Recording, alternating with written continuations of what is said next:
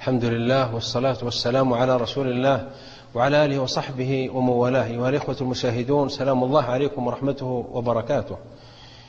يبشرنا ربنا سبحانه وتعالى بتوبة نصوح صادقة لمن صدق في توبته ولمن أقبل إلى ربه سبحانه وتعالى وقرع الباب. قل يا عبادي الذين أسرفوا على أنفسهم لا تقنطوا من رحمة الله إن الله يغفر الذنوب جميعا إنه هو الغفور الرحيم. أي كرم وأي جود، بابه مفتوح وعطاؤه يغدو ويروح وخيره ممنوح، فهل من مقبل وهم من مستغفر؟ بل من أعظم الأحاديث على الإطلاق، حتى جعلها أهل العلم أصل في أصول الأحاديث 40 كما فعل النووي غيره. يقول سبحانه وتعالى في الحديث القدسي: يا ابن آدم، وإنما ناداه بابن آدم لأنه ابن آدم صاحب الخطيئة الأولى، ابن آدم المذنب، ابن آدم الذي نزل عليه السلام بخطيئته من الجنات إلى الأرض. يا ابن آدم إنك ما دعوتني ورجوتني إلا غفرت لك على ما كان منك ولا أبالي.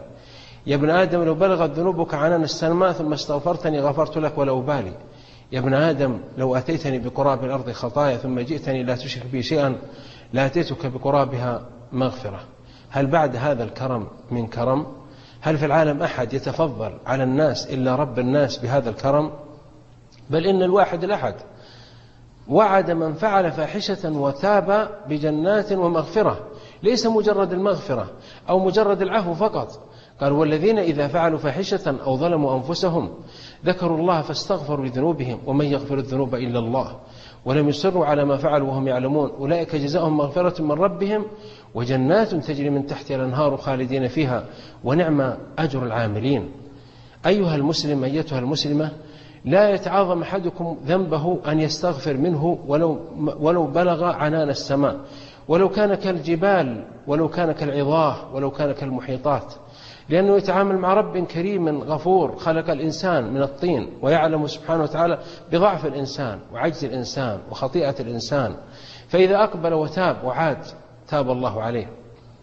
يقول سبحانه وتعالى في الحديث القدسي الصحيح: يا عبادي إنكم تذنبون بالليل والنهار وأنا أغفر الذنوب جميعا فاستغفروني أغفر لكم. وعند مسلم: إن الله يبسط يده بالليل ليتوب مسيء النهار ويبسط يده بالنهار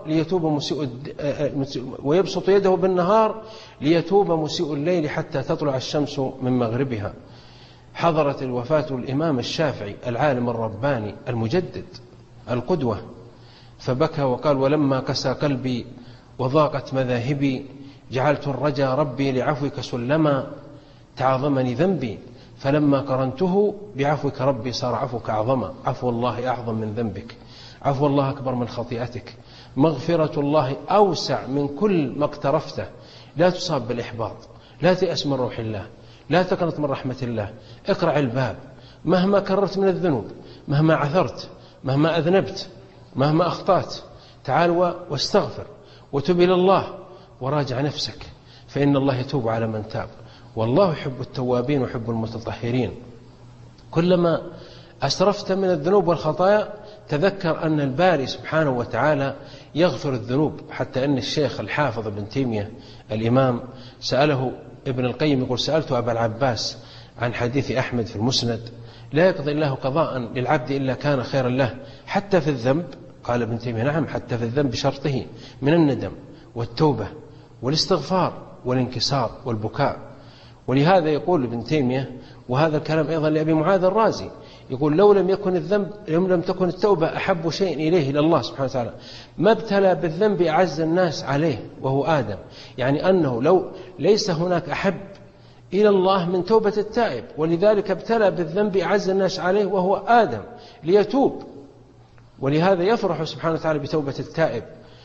الله أشد فرحا بتوبة التائب من أحدكم كان على راحلة فتركها فظلت منه في الصحراء فنام وأيس منها، فلما قام وجدها عند رأسه عليها طعامه وشرابه، فقال من شدة الفرح: اللهم أنت عبدي وأنا ربك، أخطأ من شدة الفرح.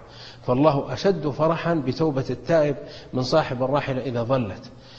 التوبة فيها أسرار، فرح أعظم فرح لله عز وجل بتوبة هذا العبد ستر الله عليك فلم يفضحك على رؤوس الأشهاد، إمهال الله لك في أثناء ما اقترفت الذنب إلى أن تبت الرابع تبديل السيئات حسنات.